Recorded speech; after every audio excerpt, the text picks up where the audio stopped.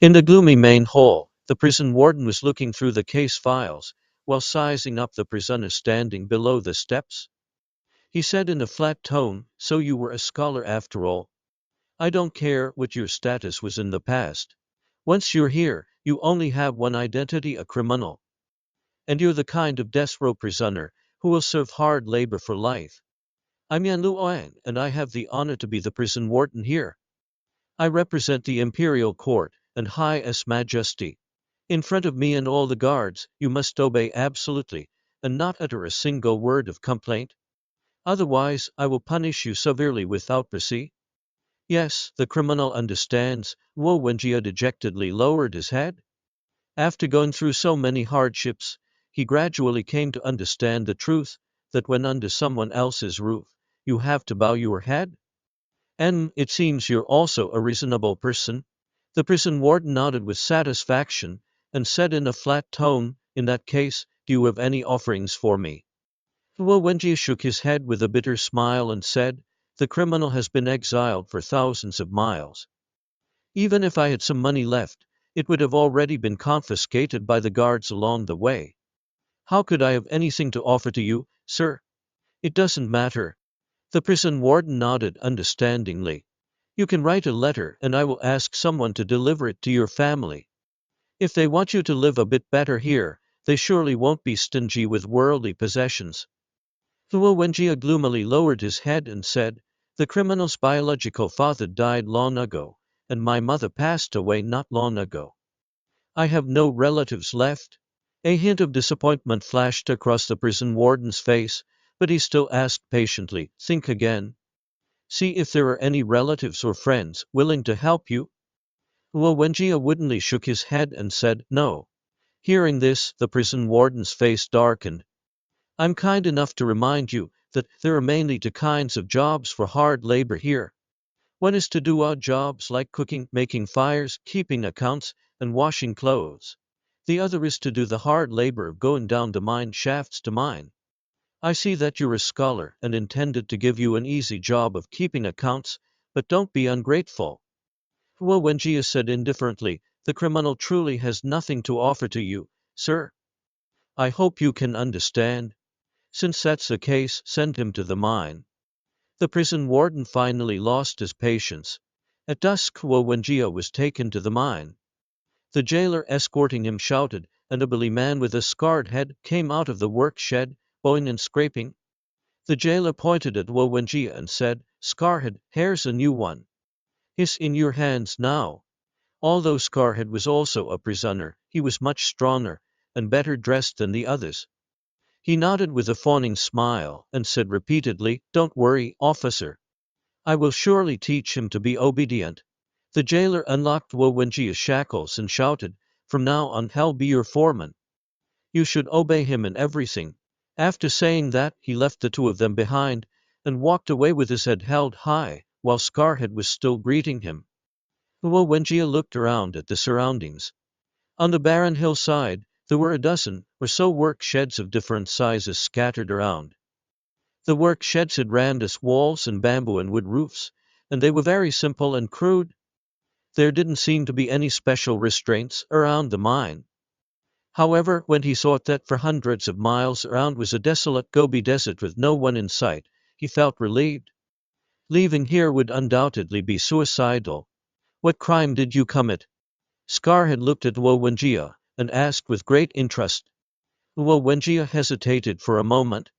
Not wanting to be pitied by a prisoner, he said, "Murder, rape, cheating and swindling." A hint of surprise flashed in Scarhead's eyes.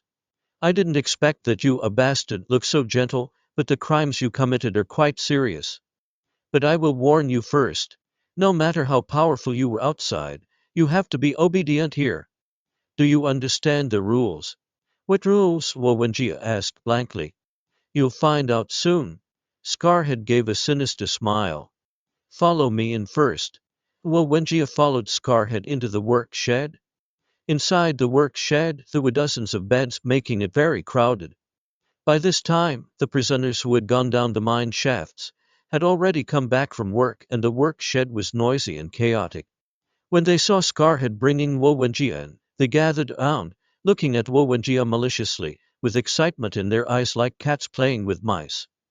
Boss, this kid has such delicate skin. Could he be a homosexual? A prisoner asked with a laugh, which made everyone burst into laughter. Another prisoner chimed in, then we'll call him Bunny from now on. Boss, how are we going to play with this bunny this time? Scarhead chuckled and said, the old rules. First give him a welcome gift and then make him pass through the 18 holes. Great, everyone gives him a welcome gift. A prisoner said and punched Luo Wenjia on the chin. Cut off guard, Luo Wenjia was immediately knocked to the ground. The prisoners swarmed forward and started punching and kicking him. Luo Wenjia instinctively covered his head and silently endured the beating from the prisoners. It took about the time to drink a cup of tea before they were satisfied and stopped. Before Luo Wenjia could catch his breath, he was dragged in front of Scarhead by a prisoner. Scarhead grinned ferociously, spread his legs apart, and pointed between his legs. Crawl through here, pass through the 18 holes, and I will let you off for tonight. Several prisoners lined up behind Scarhead, spread their legs apart, and urged in unison, crawl through quickly. Seeing this situation, Luo Wenjia finally understood what the 18 holes meant. There happened to be 18 prisoners in the work shed. They spread their legs apart and the space between their legs was just like 18 holes. Although Luo Wenjia, who was born stubborn, had blood oozing from his nose and mouth after being beaten, he still raised his head and glared angrily at Scarhead. Never. I will ask you one more time. Are you going to crawl through or not? Seeing Luo Wenjia firmly shaking his head, Scarhead flew into a rage. He grabbed Luo Wenjia's hair and tried to press his head towards his crotch. Luo Wenjia's natural pride burst out. He suddenly grabbed Scarhead's wrist and bit down hard, refusing to let go. Scarhead let out a shrill scream. The other prisoners hurriedly pinned down Luo Wenjia. Some punched and kicked him, while others choked his neck. It took quite a while to pull Scarhead's hand out of Luo Wenjia's mouth. The hand was already a bloody mess, and the bones were visible. Scarhead was in such pain that his face turned deathly pale. It took a long time for the pain to ease a little. He kicked Luo Wenjia hard a few times, then turned around and whispered to several of his companions, beat him to death. Several prisoners nodded knowingly.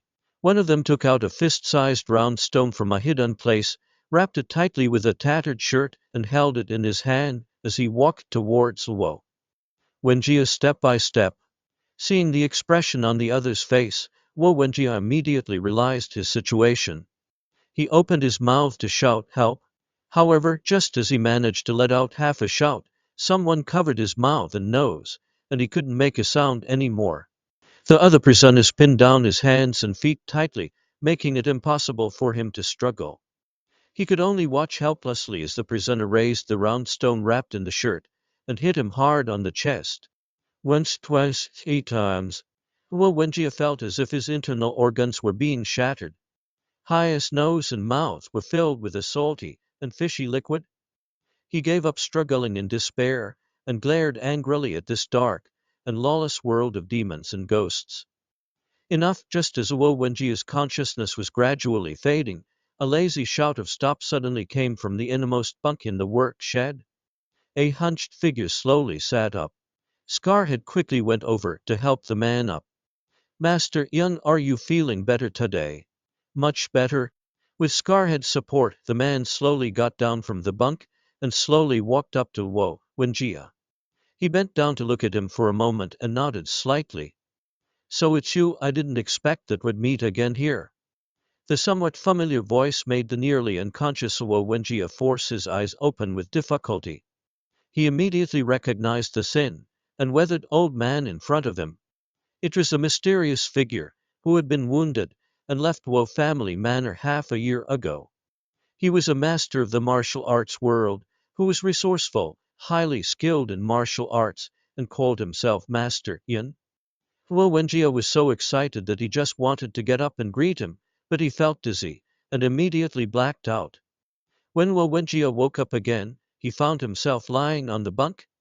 The work shed was empty and there was no one in sight. A ray of sunlight shone through the crack in the door, making people feel a faint warmth. Awake, a faint greeting came from beside him. Hearing this indifferent and withered voice, Luo Wenjia, ignoring the pain all over his body, struggled to turn over and kneel down. He kowtowed and said, Master Yun, please teach me peerless martial arts. I want to take revenge. Humph, Master Yun snorted disdainfully.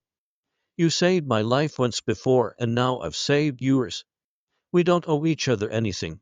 On what grounds are you making this extra request? Luo Wenjia quickly said, Master Yun, you are a martial arts master, who has roamed the martial arts world. My humble life was indeed saved by you, Master Yun. I dare not make any more requests. I only beg you to take me as your disciple. I'm willing to serve you like a father, for the rest of my life, and wholeheartedly respect and care for you. I wouldn't dare to disobey you in the slightest. Master Yun sneered, now that you're here, you already have in the jaws of death. Whether you can survive is a problem. What do you have to offer to respect and care for me? Luo Wenjia said with pride, although I, Luo Wenjia, am penniless, and as weak as a chicken now, at least I still have a sincere heart. A sincere heart, a mocking smile, appeared on Master Yun's face. I think you become stupid from reading too many books. How much is a sincere heart worth? Take it out and let me see it. Luo Wenjia was at a loss for words. But then he saw Master Yun hand over a pill, and say coldly, try to survive first. I despise bookrooms like you, who talk big but are useless. Without this miraculous medicine for healing wounds, even if you survived by chance, you'd probably be crippled for life. Keep your sincere heart to yourself. It's useless to me. Luo Wenjia took the pill, with a face full of shame, and silently swallowed it. Then he bowed and said, Master Yun, although you regard me as worthless, I still regard you as my master and father. When I recover from my injuries, I will wholeheartedly serve you. Master Yun snorted coldly, and didn't say anything more. Instead, he sat down cross-legged in the corner, and slowly closed his eyes. Seeing that he didn't want to pay attention to him, Luo Wenjia didn't dare to disturb him anymore. However, he was still thinking about how to make Master Yun take him as his disciple. He had secretly made up his mind that he must learn peerless martial arts. Only in this way could he possibly escape from here, and seek justice from the Nangong family. Master Yun's healing pill was truly miraculous. In just half a month, Luo Wenjia's internal injuries were mostly healed. During this period, the jailers didn't assign Luo Wenjia any labor, and Scarhead didn't trouble him anymore either. Moreover, the other prisoners would let Master Yun and him eat their fill first when it came to meals. Obviously, Master Yun was the one in charge here, and Scarhead had to watch his face. Ever since Luo Wenjia was barely able to get out of bed, he had been serving Master Yun with great assiduity, as if he were attending to an elder. Master Yun accepted his service without demur, yet turned a blind eye to his plea for taking him as an apprentice. After about 10 days, or half a month had passed, Luo Wenjia finally lost his patience, and his pent-up resentment flared up all of a sudden.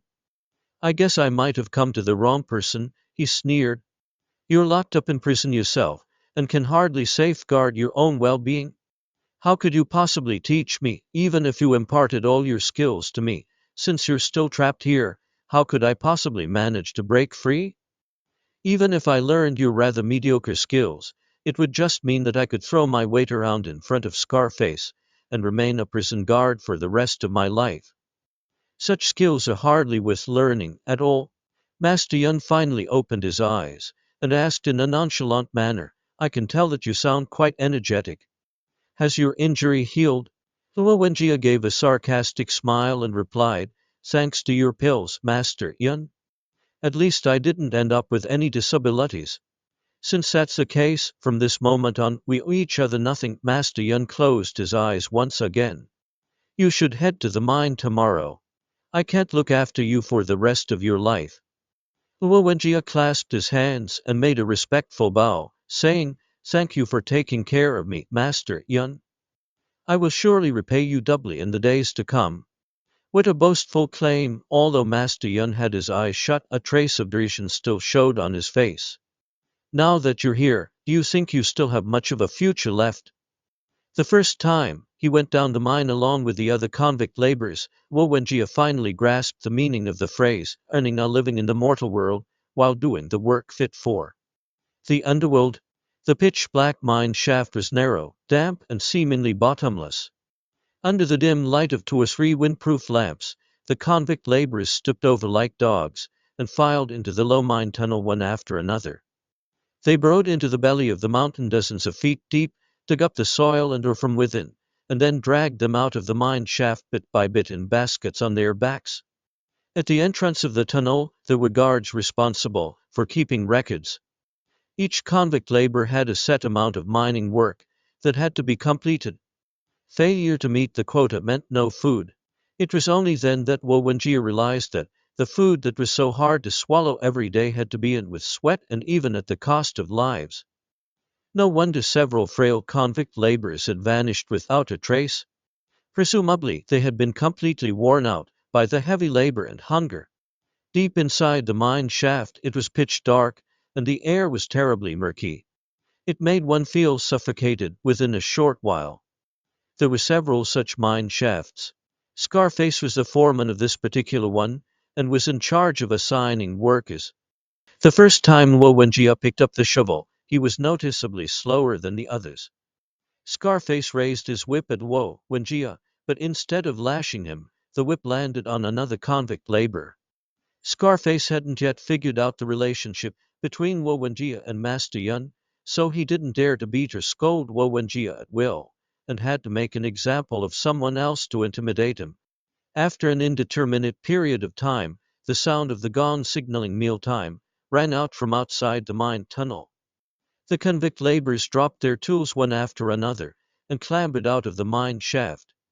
The guards distributed steamed cornbread and pickled vegetables based on the amount of mining each person had accomplished. Most of the people received 2 or 3 pieces of steamed cornbread. Since Luo Wenjia had fallen far short of the quota, he didn't get any. Just as he was feeling frustrated, someone tapped him on the shoulder beside him and said, "Here. I will lend it to you. Remember to return it to me." Luo Wenjia turned around and recognized that it was a fellow inmate. The man handed him a piece of steamed cornbread, which was black and unassuming. But at that moment, in Luo Wenjia's eyes, it was more appealing than any delicacies. He took the steamed cornbread with teary eyes and said softly, "Thank you." "No problem," the man waved his hand casually. "I can tell at a glance that you're a novice who hasn't done heavy work before. Doing this job requires stamina. It's best not to rush or overexert yourself. If you get exhausted after just a couple of trips, you'll never be able to earn any steamed cornbread. Also put more crushed stones and less mud in the basket.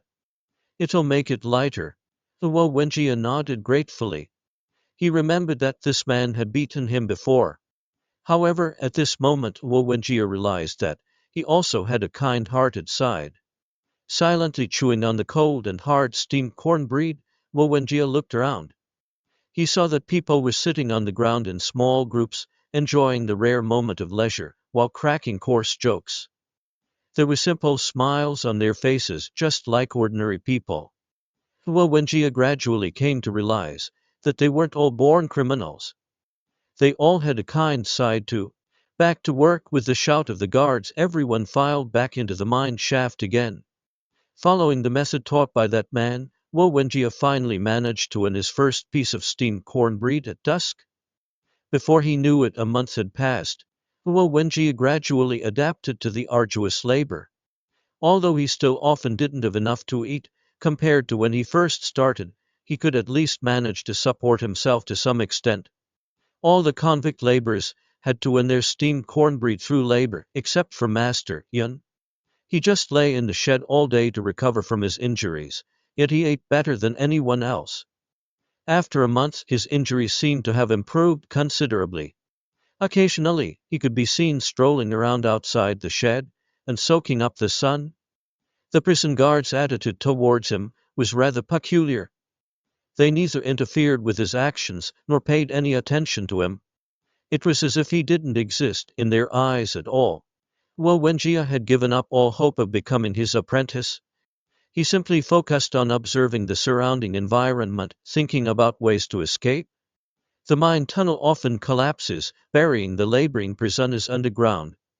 Watching his companions die silently, Luo Wenjia can no longer bear the hopeless labor.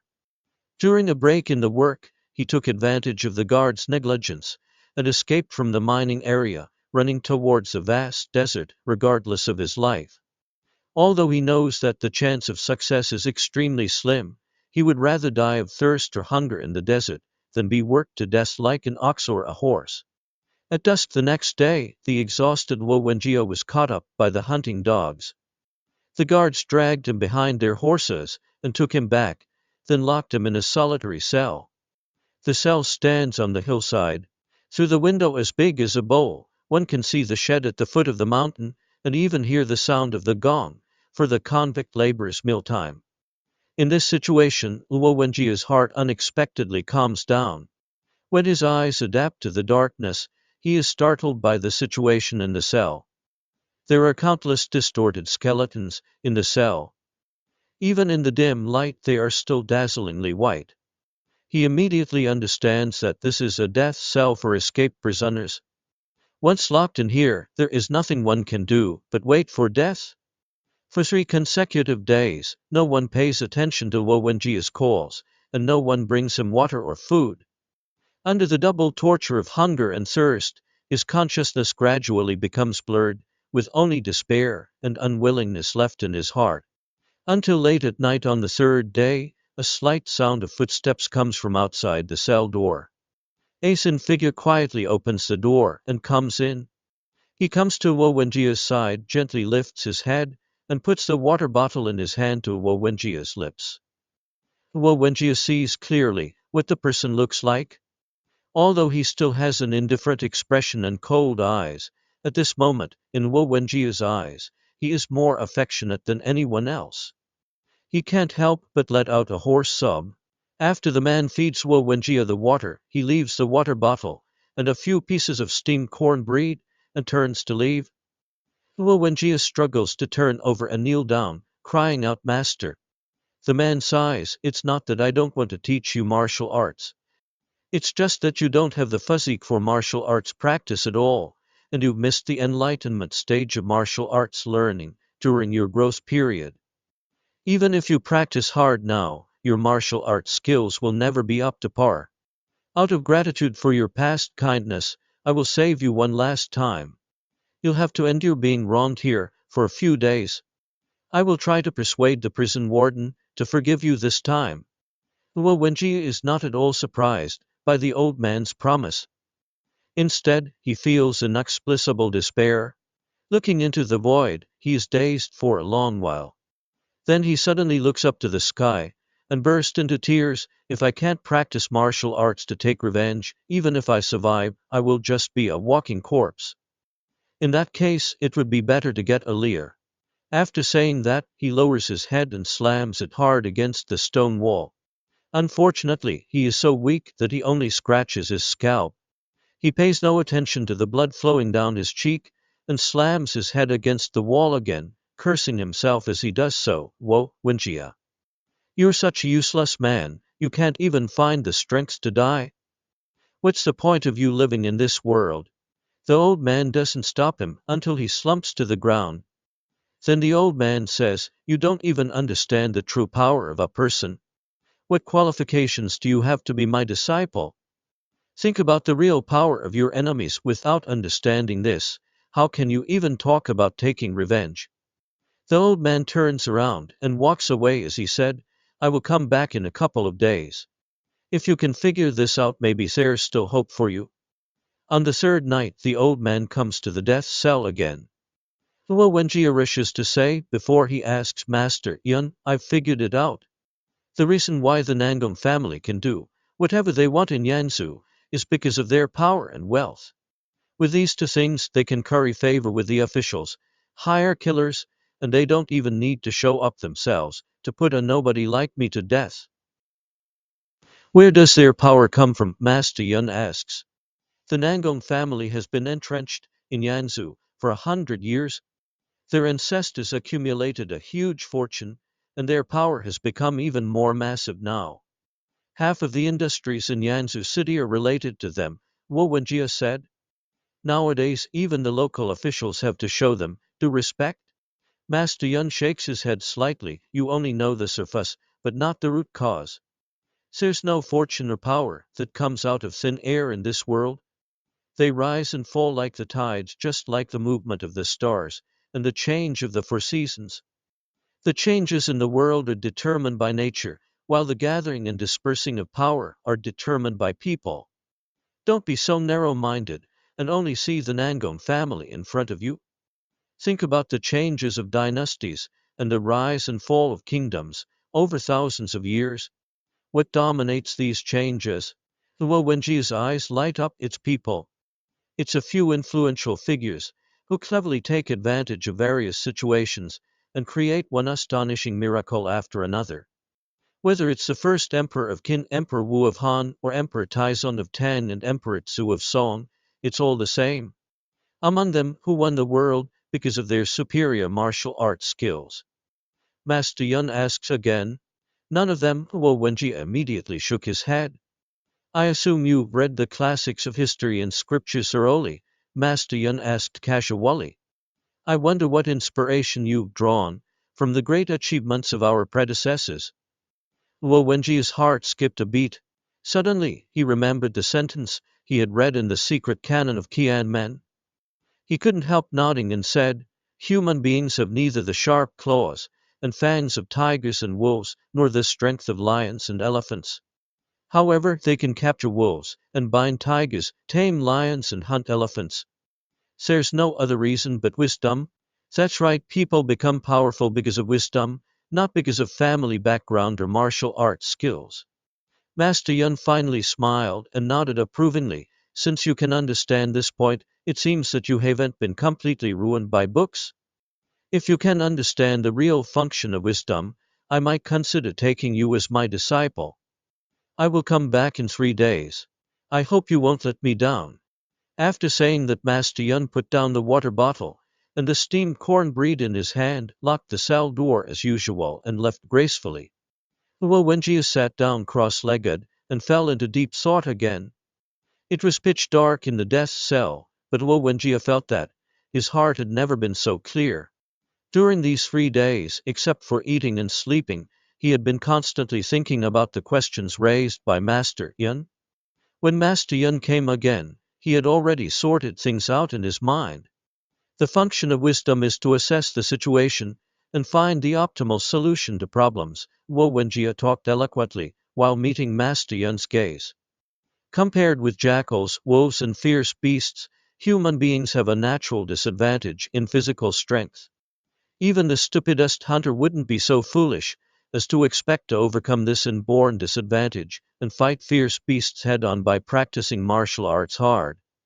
Instead, he would more often use tools, such as bows and arrows, animal traps and pitfalls, and take advantage of the various natural habits and weaknesses of fierce beasts to skillfully hunt and kill them. A clever hunter can often capture the prey without shedding a single drop of blood, and without taking any risks. What if your prey is a person as clever as you? Master Yun asked with great interest. Then it's necessary to assess the situation and skillfully deal with him by taking advantage of various circumstances, Luo Wenjia replied. The strength of an individual is always insignificant. In the past, Xian Yu, the conqueror of Western Chu, was so powerful that he could lift tripods, and was the bravest among the troops. However, he was defeated by Liu Bang's schemes, and finally had no choice but to commit suicide by the Wujiang River. Although wisdom can't increase a person's strength by even a bit, it can let people know where their strength should be used. What if your opponent is really too powerful, and you have no way to deal with him? After assessing the situation, Master Yun asked again. Then it's necessary to endure. Luo Wenjia felt that the history and scripture books he had read in the past were gradually coming to life in his heart. Patiently wait for the opponent to show signs of decline, while accumulating your own strength until the opponent reveals a fatal weakness. Then strike like a snake suddenly. aiming to deliver a fatal blow. In the past, Gu Jian held the reins of the king of Wis horse and tasted his feces. Emperor Gaozu of Han risked going to the Hanman banquet. Emperor Taizong of Tang even bowed his head and called himself a vassal to the Turks. These were all acts of endurance after assessing the situation. It didn't damage the glory of heroes. On the contrary, it made them seem even wiser and more powerful. Master Yun nodded with satisfaction. It seems that you're not beyond redemption. Being able to understand these principles from history and scripture books means that your reading hasn't been in vain. However, do you know why some people are so talented and intelligent, but are always weak and insignificant? Take the officialdom of past dynasties, for example. Those who are able to swim like fish in water in it are often mediocre people who achieve nothing. On the contrary, those learned and wise people are not reused. They are even squeezed out by their colleagues, envied by their superiors, and live a gloomy life until they die prematurely. Luo Wenjia was stunned and said blankly, perhaps cleverness and wisdom are two different realms. Clever people may not necessarily have wisdom, but wisdom can only come from a clever mind. Master Yun shook his head slightly. That's because some things are easier said than done. Talented people clearly know that in officialdom, they need to flatter and toady, but they are unwilling to do it and look down on doing it, so they are always frustrated. It's far from enough to just know the power of wisdom. You also have to be good at using this power, and break free from all shackles, and put it into practice. Only when your mind and body are in harmony can you truly exert the power of wisdom. Luo Wenjia was a bit confused, and clasped his hands, saying, I still don't quite understand. I hope Master Yun can give me some guidance. If a person unfortunately falls into a cesspit and can't climb out for a while, what should he do? Master Yun asked suddenly. Seeing Luo Wenjia shaking his head blankly, Master Yun said coldly, he should learn from maggots, feed on feces, and struggle desperately to seize a place where there is plenty of feces. Even if I tell you this kind of wisdom that maggots have, can you do it? Luo Wenjia thought for a while and shook his head dejectedly. I can't do it. Master Yun sneered, this is exactly what is meant by it's easier said than done. If a person can't change the surrounding world, he has no choice but to adapt to this world better and make himself gradually stronger. Only when you are strong enough can you possibly change the world in the end. Among gentlemen, you should be even more of a gentleman than them. Among villains, you have to be more villainous than them. Whether you act like a villain among gentlemen, or like a gentleman among villains, you'll end up in a terrible situation. In the eyes of the wise, being a gentleman or a villain has nothing to do with morality, but only with the surrounding environment. They didn't know how many inflexible and dutiful descendants they had killed. Hearing such strange remarks for the first time, Luo Wenjia was deeply shocked in his heart. He didn't fully agree with Master Yun's words, and wanted to refute them, but he didn't know where to start. Only to hear Master Yun ask again, you've read the books of sages thoroughly. Besides historical allusions, what else have you seen in them? Luo Wenjia thought for a while and replied, loyalty, filial piety, benevolence, righteousness, propriety, integrity, and a sense of shame. Bullshit, Master Yun sneered, reading without using your brain is worse than not reading at all. If you can't see the truths behind the words, you'll always be a stupid fool with an undeveloped mind. What qualifications do you have to be my disciple? Loyalty, filial piety, benevolence, righteousness, propriety, integrity, and a sense of shame. Count how many of the numerous influential figures throughout history have met these standards. Suddenly, as if enlightenment had dawned on him, Luo Wenjia's knees went weak, and he knelt down on the ground, bowing and saying, Master, you were right. I will keep your teachings firmly in mind. Master Yun neither dodged nor helped him up. He just said, if you want to be my disciple, you must first learn to be rebellious, endure humiliation, and have no sense of shame or integrity. Otherwise won't I, Yun Xiaofen, the master of the Qianmen sect, lose all my face because of you? Although Master Yun's words were harsh, to Luo Wenjia's ears, they were like music from heaven. He hurriedly kowtowed 3 times, and said excitedly, "Master, please accept my obeisance. I will definitely follow your instructions, and will never bring shame to you. Don't be in a hurry to become my disciple. It's still uncertain whether you are qualified to be my disciple or not." Master Yun snorted coldly. Suddenly, he spread his legs apart and pointed under his crotch. "Crawl through there." What Luo Wenjia was stunned, thinking that he had mission. "Crawl through there," Master Yun shouted harshly. "I'm going to teach you the basic skill of our sect right now, having no sense of shame or integrity." Luo Wenjia hesitated, with his heart churning like huge waves. After hesitating again and again, finally, his desire for revenge outweighed the shame of the humiliation under the crotch. He gritted his teeth, lowered his head, and slowly crawled through Master Yun's spread legs. When he got up, his face was flushed with shame. Master Yun, however, ignored his shame and asked casually, "When Scarface asked you to go through the 18 holes before, you would rather die than comply. Why did you crawl through so readily this time?" Luo Wenjia raised his head proudly. "Hansen also endured the humiliation of crawling under someone's crotch back then." Before Luo Wenjia could finish his words, Master Yun suddenly spat a thick foam on his face. "Don't you dare compare yourself to him." Marquis of Huayan could have avoided the humiliation, but he was willing to endure it. "What qualifications do you have to compare yourself to him? Whether you want to take revenge or survive now, you have to come to beg me. Even if I ask you to eat shit, you have to do it. How dare you boastfully compare yourself to Marquis of Huayan?" Luo Wenjia hung his head in shame, knowing that what Master Yun said was true.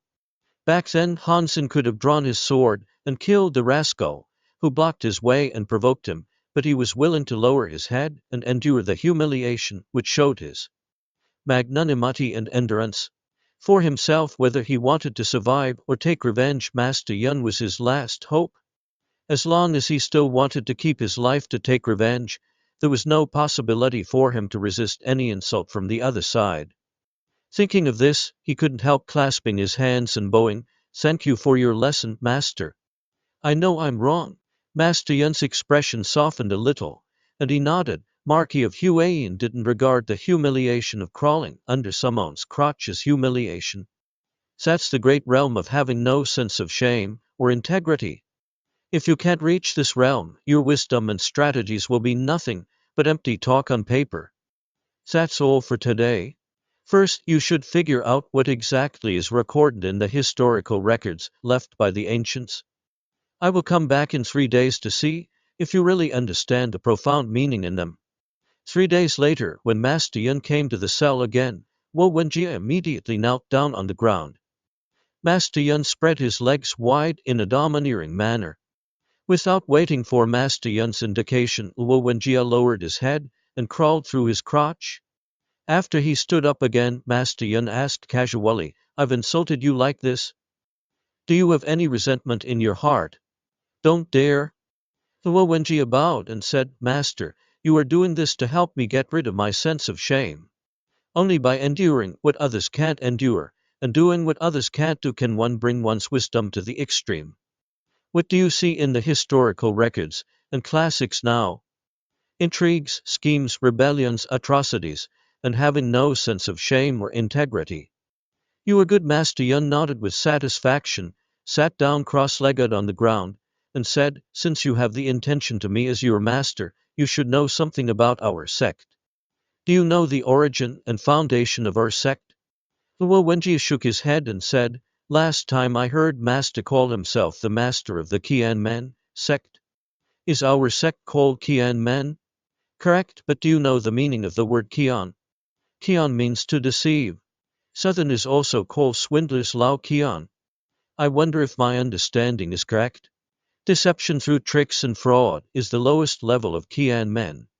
I'm ashamed to be associated with such practices," Master Yun said proudly. "The highest realm of our sect is to be like an elephant without form, and a great sound without noise, to plan for the nation and society in an imperceptible way. To obtain a small amount through deception is considered cheating, while to obtain a country through deception is considered a strategy. Countless military strategists and founders of dynasties throughout history have deeply understood this principle. Even the well-known military strategies is just a branch of Qianmen. Don't look down on our sect just because of those low-level street swindlers. Do you know who the founder of our sect is? Seeing Luo Wenjia shaking his head blankly, a proud expression appeared on Master Yun's face. He looked up into the air and bowed deeply. It's the god, you. That is you the Great, who was said to have controlled the flood in ancient times. You the Great. Luo Wenjia was very surprised. He is one of the 3 sovereigns and 5 emperors, an ancient sage well known to everyone. Master Yun nodded. That's right. Although he used the art of deception to obtain the world, people still respect him as a sage. This is the highest realm of our sect. People only know about you the Great's achievements in flood control, but they don't know his schemes and strategies. It was he who used schemes to eliminate his opponents, reduce the power of various tribes, and become the true ruler of the world. He also abolished the ancient system of abdication, and passed the throne to his son, establishing the first dynasty in China, the Xia dynasty. Since then, the country and society have become the private property of one family and one surname, and everyone has been vying for the deer and cauldron. The successive dynasties in China have all been influenced by the predecessors of Qianmen. They have served as prime ministers or generals, each relying on their wisdom and strategies to create the magnificent history of China for thousands of years. As long as people's wisdom and intelligence remain intact, this kind of legend will continue to be created. Luo Wenjia was already familiar with the legends about the 3 sovereigns and 5 emperors. However, he always thought that those mythical ancient records were not believable at all. Hearing Master Yun regard you the Great as the founder of Qianmen, he was a bit skeptical. Master Yun saw this and coldly asked, "You don't believe what I said?" "I dare not. It's just that the history of you the Great and his son Qis founding of the dynasty is too long ago, and it's impossible for later generations to verify," Luo Wenjia hurriedly said. Just because the historical records are not detailed, can it be considered a fabrication?" Master Yun snorted coldly. Hansen was idle in the countryside for half his life, but as soon as he came out of the mountains, he was able to lead thousands of troops to victory in every battle. Do you think he was born with the talent of a general? Su Jian was a poor scholar in a remote mountain village, but as soon as he entered the world of martial arts, he was able to assist Liu Bai to divide the world into 3 parts. Do you think he was a god descending to the earth? Among scholars, why do some people study hard for a lifetime, and other than being able to write a few arrogant and wild poems, they only memorize a few books like the 4 books and the 5 classics, while others are able to use their weak bodies to establish a dynasty and rewrite history with their own efforts. Master means that they are all members of Qianmen. Luo Wenjia asked in surprise. Master Yun didn't answer directly, but instead asked, "Can one become a great general just by reading military books? Can a military strategist be born just by making plans behind closed doors?" "Well, I'm afraid not. I'm stupid and ask for Master's guidance," Luo Wenjia said with sweat pouring down his face. He suddenly realized that he had indeed been reading without thinking and not seeking in-depth understanding in the past. Master Yun smiled proudly. Many mysterious and rising figures in history are the well-trained and cultivated generation of Qianmen heroes by Qianmen hermits. For example, Su Qin, Zhang Yi, Sun Bin Pan Wan, etc. all came from the school of Giguzi. Zhang Lian was taught by Huan Shigong. Although the secrets of Qianmen are not well known in the world, they are passed down from generation to generation and have influenced and controlled the general trend of the world. In times of peace, Qianmen masters can only hide and not show themselves. Once the world is in chaos, Qianmen masters will quietly come onto the stage, each showing their abilities, and write the magnificent history of the change of dynasties. Originally thinking that Qianmen was just a left-handed and deviant sect that used deception to walk the world, he never expected it to have such a glorious history. Luo Wenjia was filled with a sense of wonder and hope as he thought about various influential figures recorded in the historical records. Since many people from humble backgrounds in the world of martial arts were able to achieve great feats with their wisdom and strategies, he was not necessarily inferior to them. Couldn't he use his intelligence to take revenge? Thinking of this, he suddenly felt a sense of enlightenment and couldn't help showing excitement, almost dancing with joy. Don't be too happy too soon. Master Yun looked at Luo Wenjia with cold eyes. A 3-year-old child knows how to use his fists, but he is not a martial arts master. Everyone knows how to plot and scheme, but true Qianmen heroes are extremely rare. Whether it's martial arts or intelligence, it requires specialized training to be able to enter the hall and surpass ordinary people. As for whether one can become a generation of Qianmen heroes, who are far beyond the present and can stand above the world, it depends on talent and luck. As he said this, Master Yun took out something from his bosom and spread it on the ground. Luo Wenjia saw that it was a hand-drawn Go board. Luo Wenjia was somewhat puzzled. Master, are you going to play a game of Go with me to test my mental state? Master Yun shook his head. With your current level of cultivation, you're not qualified to play against me. Go is a small discipline, but it's a science of calculation. In the Qianmen, it's often used as a tool for training the mind. I will give you 4 stones to see how much potential you have. Luo Wenjia placed 4 stones as instructed, feeling a bit reluctant in his heart. The Luo family had a tradition of study, and chess was one of the 6 arts. So he had been playing chess since he was a child. Although he didn't regard chess as a serious subject, with his natural intelligence, his chess skills were recognized as the best in Luo family. Village. Being given 4 stones right from the start was an insult to him. Although he didn't say anything on the surface, he secretly made up his mind to beat Master Yun so that he wouldn't look down on him. The two of them moved their pieces quickly, and in a short while, more than 10 pieces were placed on the board. Master Yun said, while placing the pieces, playing chess is like practicing the Qianmen skills. What the master can teach are the fixed patterns, but the changes on the board are endless. The level of chess lies in the individual's understanding. The same is true for the Qianmen skills. Although there are many classic strategies recorded in various historical books, the changes are almost infinite. Only by being able to adapt to the situation and having no fixed methods can one skillfully use and integrate them. Luo Wenjia was completely focused on the chessboard and had no time to understand what Master Yun said.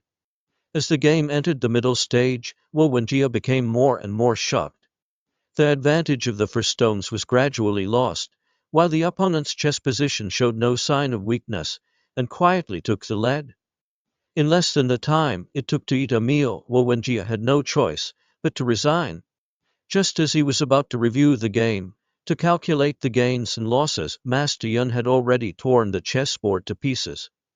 Learning chess is just a training method. Winning or losing is not important. Don't immerse yourself in it and lose sight of the main things. With your current chess skills, from now on you can play blind chess against me, without using the chessboard. Thank you for your guidance, Master. Luo Wenjia quickly clasped his hands and bowed. Don't be too happy too soon. Master Yun walked away without looking back. You still have to pass at least 1 more test before you can become my disciple. Luo Wenjia watched Master Yun leave. Recalling the words Master Yun had said just now, he felt a kind of power that he had never felt before stirring in his heart, making him full of hope for the future. 2 days later, Master Yun came to the cell again. This time he brought gambling tools, such as dice, dominoes, and playing cards. Luo Wenjia thought of his father's experience when he saw these things and instinctively felt a sense of aversion. Master Yun saw his resistance to gambling and said, gambling is a study of intrigue within a small space. In the eyes of ordinary people, it depends on skills and luck, but in the eyes of Qianmen people, it's about intelligence. This is one of the basic disciplines in the Qianmen. You must practice it until you are proficient. If you can't defeat an opponent with the same gambling tools within a small space, how can you defeat a powerful opponent who has a better family background, a higher starting point, more financial resources, and more experience in the vast arena of life? Master is right, Luo Wenjia said, as he slowly picked up a strange domino, secretly vowing in his heart, I will never follow in my father's footsteps, and will never lose to anyone within this small space. Let's start. Master Yun skillfully arranged the dominoes. What I'm going to teach you is not fair game, but how to create unfairness within a fair game, that is, cheating, commonly known as using tricks. Just like this, Master Yun came to the death cell every few days. While teaching Qianmen skills, chess skills, and gambling skills, he also trained Luo Wenjia in various unique ways. With his natural intelligence, he made rapid progress in chess, gambling skills, and Qianmen skills. 3 months later, Master Yun said to Luo Wenjia, although you've learned a lot now, it's still just theoretical knowledge. Whether you can use it skillfully in practice depends on your talent and ability to adapt. I bribed the prison warden, and tomorrow you'll be allowed to go back and continue serving your sentence. Thank you, Master, Luo Wenjia said calmly. Although he had been looking forward to leaving this death cell, when this day finally came, thinking about losing the opportunity to listen to Master Yun's teachings alone, he felt a bit sad. During these few months of interaction, the skills and strategies he learned were secondary. The more important thing was that Master Yun taught him how to observe and think, which was the ability he had been lacking the most in the past. Now you understand how you were tricked, right? Master Yun suddenly asked. Yes, Luo Wenjia said calmly, recalling the tricks used by Nangong Fan to frame him. They were so low-level and childish that they were like child's play. Luo Wenjia was very puzzled why he was so easily deceived at that time. However, he also felt grateful for that experience. If he hadn't been framed and convicted, he would never have met Master Yun, and he would have always been a bookworm who didn't know how to think. Master Yun didn't inquire about Luo Wenjia's experience of being wronged. Instead, he simply stated, the first thing you must do when you return to the work shed is to take the position of the prison head from Scarface. Why is that? Luo Wenjia asked, feeling bewildered. After I've trained you for such a long time, if you can't even manage this, then your intelligence will always remain just empty theories, and you won't be worthy of being my disciple, Master Yun cautioned. Bear in mind that I won't interfere in your actions. You have to solve any problems on your own. Don't expect me to offer any assistance. Your disciple accepts the order. Luo Wenjia realized that he was on the verge of becoming a member of the Qianmen. He was still somewhat confused about this new identity. In order to better adapt to the living environment, his future actions were bound to go against the teachings of the sages. He wasn't sure whether he should feel glad or sad about it. When Luo Wenjia left the death cell and stepped into the sunlight, he felt a stinging pain in his eyes, and his head spun. The months of living in the dark had made his body even weaker than before. However, in his half-opened eyes, there was a kind of calmness and determination that he had never possessed before. It was the confidence of a strong person, and he no longer bore any resemblance to the frail scholar he used to be. He had completely transformed in spirit. As he returned to the work shed with the prison guards, it immediately caused a stir among the convict laborers. Luo Wenjia was the first escaped prisoner to be released from the death cell. Everyone gathered around him spontaneously, vying to offer their congratulations. Luo Wenjia thanked them one by one, addressing each of his fellow inmates by their names. The faces of the others brightened up and they unconsciously straightened their backs. Convict laborers usually called each other by vulgar nicknames. Now, for the first time, they were addressed as uncles or brothers, which made them develop a favorable impression of Luo Wenjia. They felt too embarrassed to call him by the nickname Rabbit anymore, and instead all started to call him Brother Luo. What's all the noise about? Scarface felt left out and shouted at the crowd. The people then dispersed one after another. Luo Wenjia quickly walked up to Scarface and said, Scar, Master, I was young and ignorant in the past and offended you on many occasions.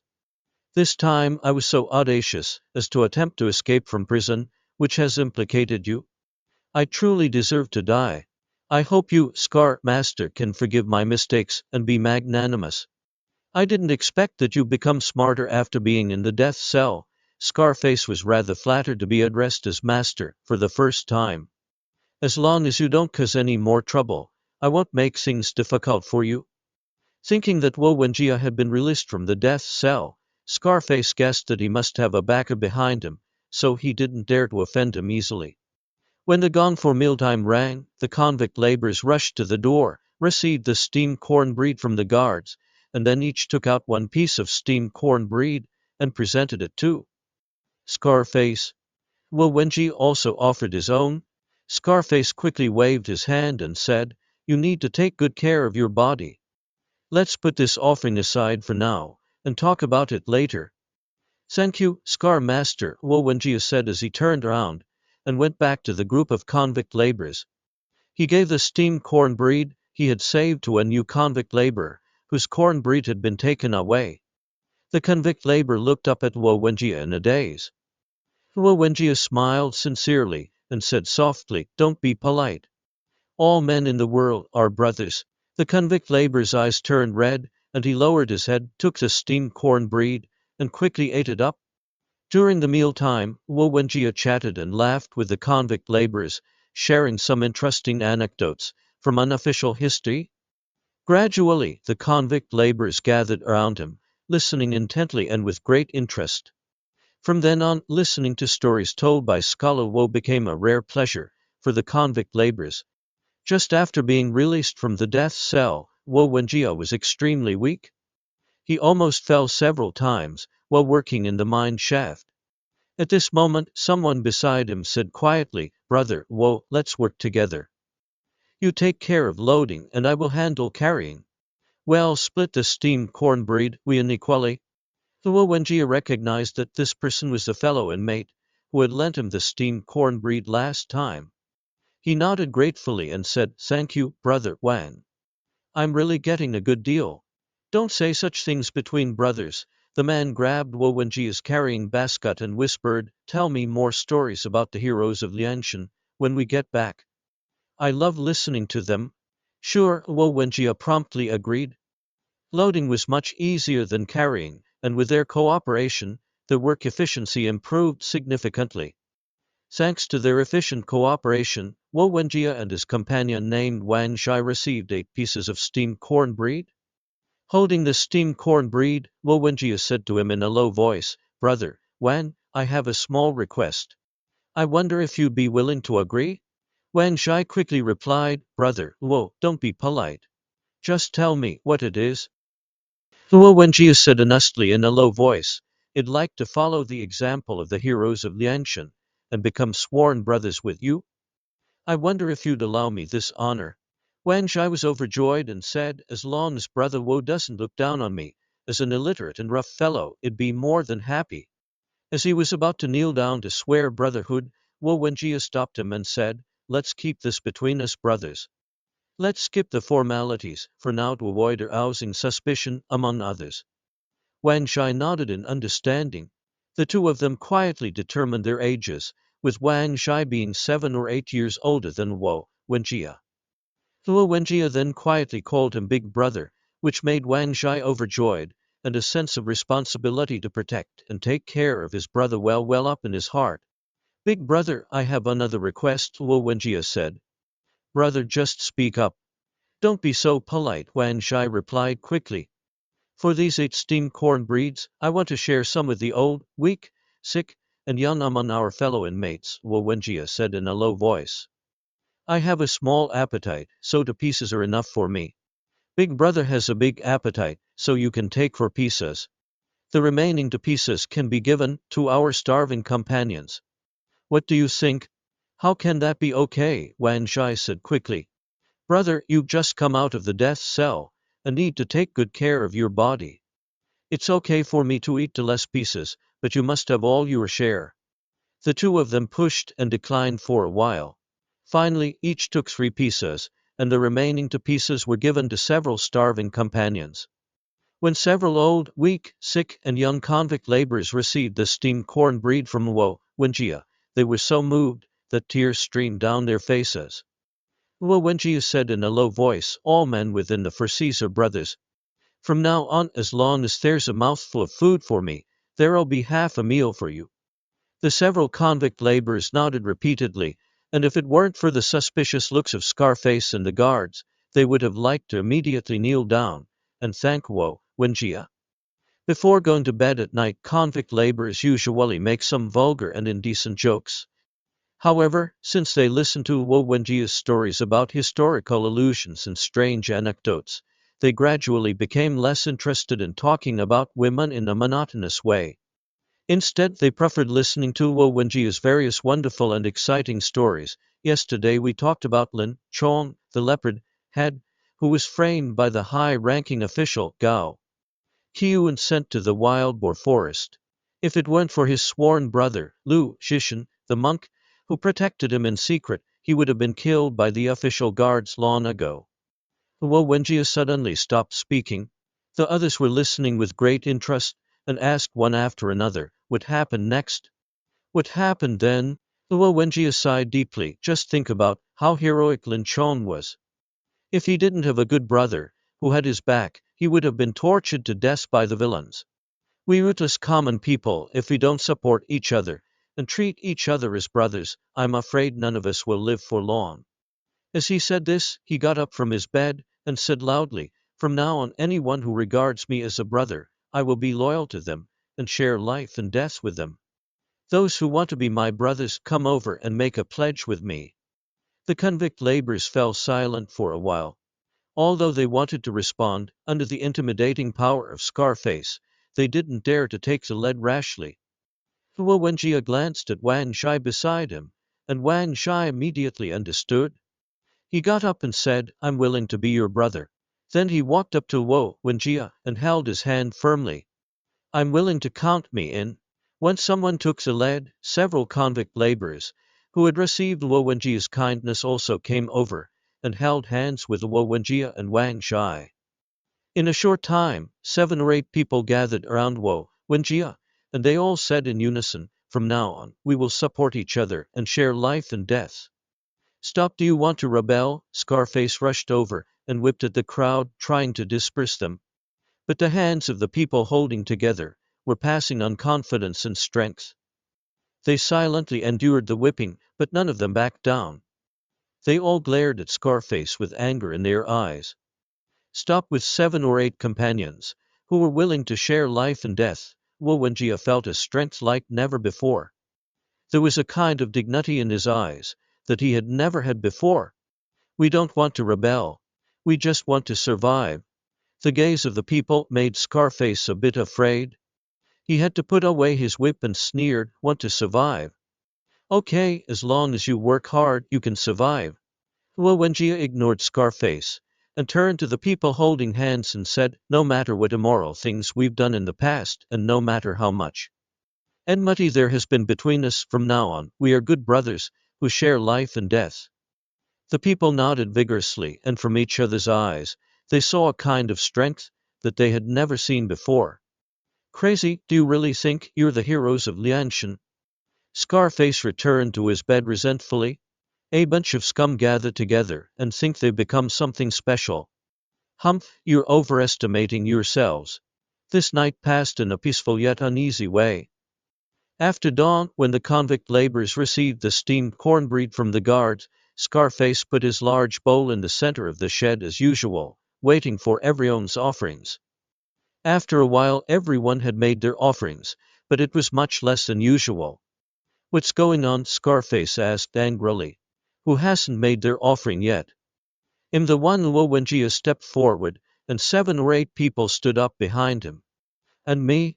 Do you want to break the rules?" Scarface said in a harsh voice, trying to intimidate them. "Rules are made by people," Luo Wenjia said calmly. "You can make rules, and so can we. From now on, we won't offer tributes to anyone. That's our rule." Scarface looked at the 7 or 8 men gathered behind Luo Wenjia and nodded grudgingly. "All right. Just you wait. I will make you regret it sooner or later." Several convict laborers, who had been watching coldly, saw Scarface back down in front of Luo Wenjia, and asked one after another, "Brother, Luo, I wonder if we can be your brothers too?" "Of course you can," Luo Wenjia smiled. "We're all in the same boat. Meeting each other makes us good brothers. Go and take back your steamed corn breeds. My brothers don't need to offer tributes to anyone." With Luo Wenjia's encouragement, several convict laborers bravely took back their own steamed corn breeds. Scarface glared at them, but didn't stop them.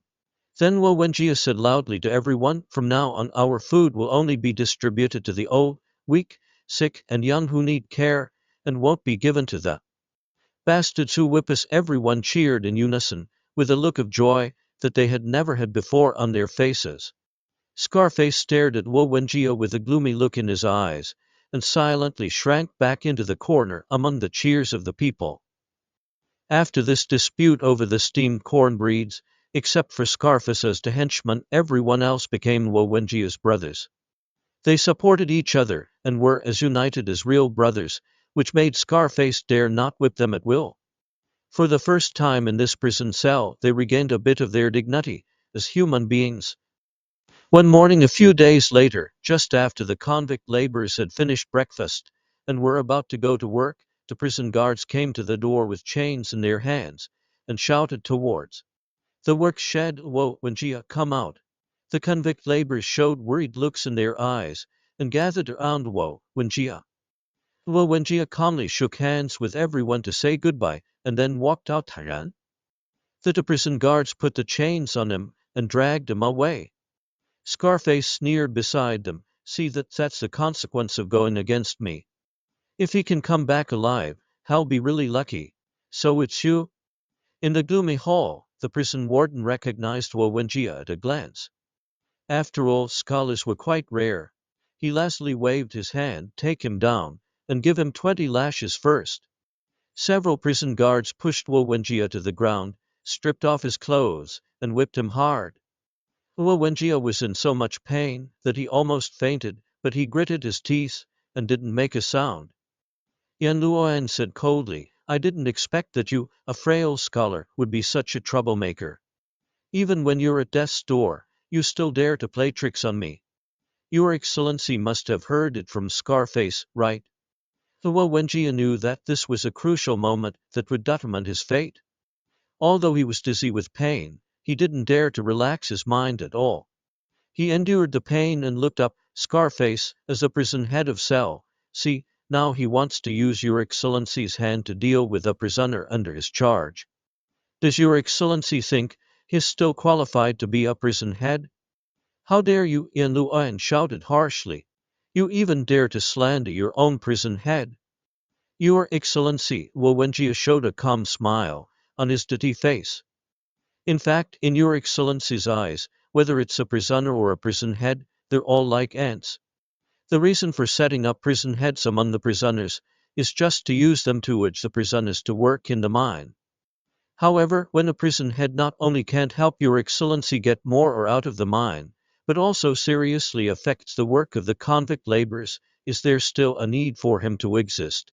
Seeing that Yan Luoyan didn't reprimand him, Luo Wenjia knew that he had hit the nail on the head.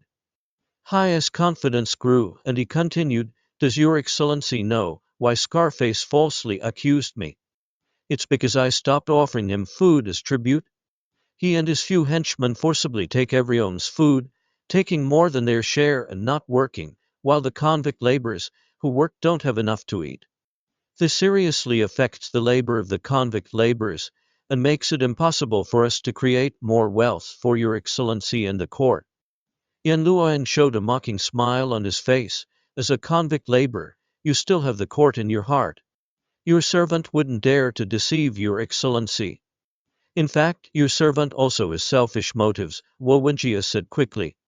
"Your servant just wants to have enough to eat. Your Excellency actually doesn't care who is the prison head, as long as more ore can be mined. Since that's the case, if there's no Scarface as the prison head, I guarantee that our mining output will increase by at least 30%. "Humph, you're talking big. Why should I believe you? Your servant's life is worthless and isn't worthy of any guarantee." However, Your Excellency can at least give it a try. If the output of Cell C doesn't increase by more than 30%, your servant is willing to accept any punishment. Yan Luoan snorted noncommittally. The prison head comes into being naturally, and isn't appointed by me. If the output can really increase by 30%, it doesn't matter if one or two people are removed. Speaking of this, he stared at Luo Wenjia with sharp eyes. However, if your promise isn't fulfilled, I will demand your life to make up for it. Thank you for your kindness, Your Excellency. Luo Wenjia was overjoyed in his heart. With Yan Luoyan's tacit approval, he knew that he had finally regained the initiative. When Luo Wenjia was thrown back into the work shed by the prison guards, Wen Zhai and several other convict laborers quickly gathered around him. Scarface looked at the bloodied and bruised Luo Wenjia with a smile and sneered, "How did the taste of the whip feel? You're still too young to dare to go against me." A mysterious smile flashed in Luo Wenjia's eyes. With the support of others, he returned to his bed and lay down. After the others had left, he suddenly grabbed Wang Zhi's hand. "Brother, do you trust me?" "What a stupid question, of course I do," Wang Zhi said in surprise. Luo Wenjia pulled Wang Zhi's head closer and whispered a few words in his ear. Wang Zhi looked astonished. "Is that really the case?" Luo Wenjia smiled calmly and said in a low voice, "If you trust me, quietly gather a few brothers and wait for my signal tonight. If you don't trust me, just pretend I didn't say anything." Under the gaze of Luo Wenjia's confident eyes, Wang Zhi gritted his teeth and said, "All right. Big brother will listen to you." At nightfall, snores rose and fell in the work shed. Amidst the snores, a clear cough suddenly rang out. Several dark figures quietly slipped down from their beds in response. Some surrounded Scarface's bed, while others took out the hidden stone from a secret place. "Let's do it," someone whispered. Several dark figures pounced on Scarface, pinned him down firmly, and covered his head with a tattered quilt. A man raised a stone wrapped in rags and struck hard at Scarface's chest. In the darkness, there were dull thuds and muffled screams from within the quilt. The other convict laborers were awakened, and they quickly realized what was going on. Although they couldn't join in, they surrounded Scarface and the men who were attacking him, preventing Scarface's henchmen from coming to his rescue. Finally, the dull thud stopped. Except for Scarface's faint moans, the work shed was silent. Then Wang Zhi's voice rang out, "Brother, should we let him live?" Luo Wenjia was still lying on his bed. Highest cold reply came from the darkness, "No." There were a few more heavy thuds, and then everything fell silent. The prisoners were still not satisfied, and spontaneously surrounded Scarface's henchmen, who were trembling with fear. The two of them saw the situation, and quickly threw themselves in front of Luo Wenjia, kneeling on the ground, and kowtowing repeatedly. "Master, will please spare our lives, brother, will please spare our lives." But after just the cries, the fists and feet of the others rained down on them like a storm. "Enough," Luo Wenjia finally shouted to stop them. "You two used to help the tyrant do evil, and humiliated us in every way. You should have died with him. However, considering that we all fellow inmates, let's forget all the past grudges. From now on, I, Luo Wenjia, will still regard you as good brothers." Thank you, Master Luo." "No, no, thank you, brother Luo." The two of them didn't bother to wipe the blood off their faces. They struggled to crawl in front of Luo Wenjia and kept kowtowing. The unexpected death of Scarface was soon discovered by the prison guards.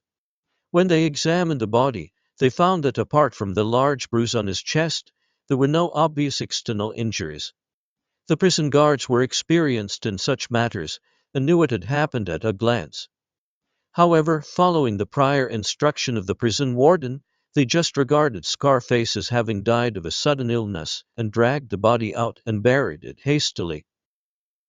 When the fellow inmates went to work in the mine, only Master Yun and the injured Luo Wenjia were left in the work shed. Only then did Luo Wenjia report to Master Yun how he had gotten rid of Scarface. Finally, he asked with a hint of pride, "Master, how did your disciple do this time?" Master Yun snorted coldly. "You were lucky this time and managed to turn defeat into victory. However, I want to see how you fulfill your promise to Yan Luoan. Don't ever think of Yan Luoan as an easygoing person. The prisoners secretly called him the King of Hell behind his back. If you dare to break your promise, you'll surely end up in a worse state than Scarface. Thank you for your reminder, Master. I know what I'm doing. Luo Wenjia didn't seem worried at all.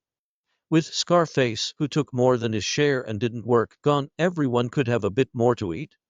If they further divided the labor and cooperated in the work, he was fully confident that he could do better than Scarface. The next day, when it was time to work, Luo Wenjia, still not fully recovered from his injuries, came to the mine. He divided the convict laborers into two groups. The old and weak were responsible for mining and loading the baskets, while the young and strong were in charge of carrying the ore. With this division of labor and cooperation, the efficiency indeed improved a lot. At noon, when it was time to eat, everyone got more food than usual, and they were even more convinced of Luo Wenjia's abilities. After a few days, the mining output of Cell C had increased significantly, and the prison guards tacitly accepted Luo Wenjia as the new prison head. In this way, he had more opportunities to learn various Qianmen skills from Master Yan without having to worry about being disturbed. One day, Luo Wenjia led the men into the mine site, as usual. The mine shaft extended downward along the ore vein, and had already gone deep into the mountain, nearly 100 feet away from the entrance. Faint strange noises came along the mine shaft, into the ears of the convict laborers. Everyone stopped working and listened carefully. They felt that the sound was getting louder and louder, dull like thunder. Suddenly, someone shouted, "There's a cave-in." Immediately everyone dropped their tools and scrambled to climb out of the mine cave. "Brother, let's go." In the chaos, someone grabbed the bewildered Luo Wenjia and dragged him away. Luo Wenjia dazedly followed him and crawled out of the cave. When he was muddledly dragged out of the mine shaft, he realized that it was his sworn brother, Wang Shi, who had saved him. Just as the two of them rushed out of the wellhead, they heard the sounds of successive collapses in the mine shaft, along with the faint cries and screams of the convict laborers. "Quick, save them!" Luo Wenjia wanted to rush into the dust-filled mine shaft, but Wang Shi desperately held him back. "Are you crazy?" Wang Shi hugged Luo Wenjia tightly. "No one can save them now. We can only think of a way after the collapses completely stopped." The prison warden also arrived at the disaster site with the prison guards. After the sound of the collapse subsided, a brave prison guard ventured into the wellhead to check what had happened. After a while, he came out and shook his head regretfully at Yan Luoan. Yan Luoan immediately waved to several prison guards, "Seal the cave."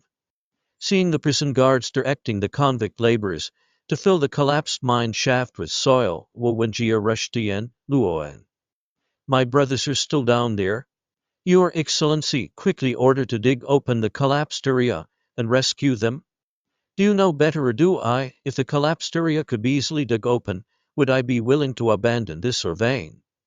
After saying that, Yan Luoan turned to his subordinates. "What are you waiting for? Fill the soil." "You bastard!" Yan Luoan's coldness enraged Luo Wenjia.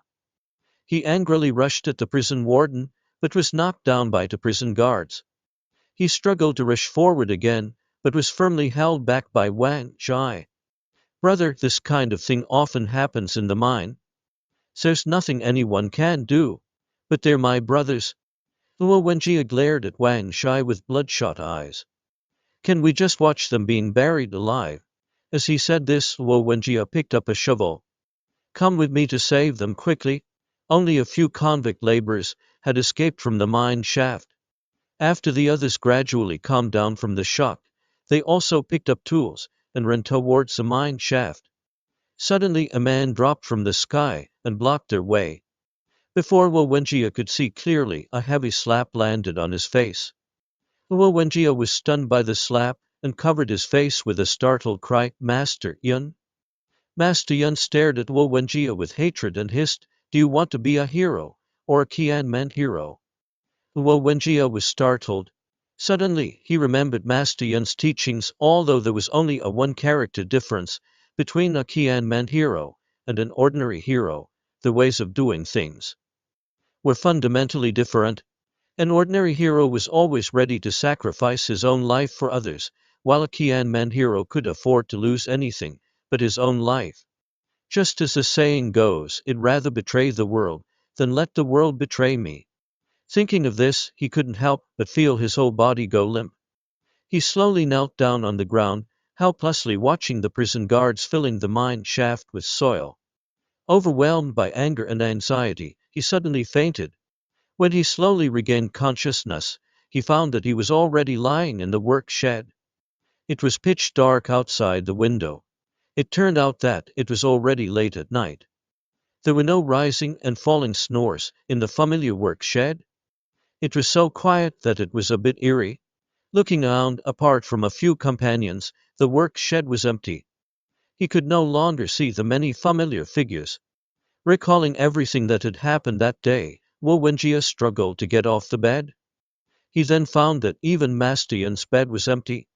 The cold moonlight shone through the cracked door gap, casting a desolate light in the empty work shed. He walked to the door in a daze. The door opened with a push. He didn't know when the lock outside the door had been broken. Outside the door, it was deserted and there was no one in sight. Whether the night patrol guards had gone to hide in a sheltered place, to be lazy or not, he couldn't hear a single sound around, except for the howling of the desert wind. Luo Wenjia was worried about his fellow inmates, buried underground, and ran towards a mine on the hillside without thinking. Stumbling, he arrived at the mine, where the accident had happened. He saw that the entrance of the cave had been completely filled. Luo Wenjia felt a pang in his heart and picked up a shovel to dig desperately. After just a few digs, the shovel broke and became useless. So he dug at the filled mine cave with his bare hands. Only in this way could he temporarily forget the grief and helplessness in his heart. He didn't know how long he had been digging. His 10 fingers were already bloody, and his fingernails were almost all broken, but he didn't feel any pain at all. Faint voices came from the north wind, attracting his attention. Listening carefully, the voices seemed a bit distant. It was only because he was downwind that the north wind carried those faint voices over. Luo Wenjia slowly crawled in the direction where the voices came from.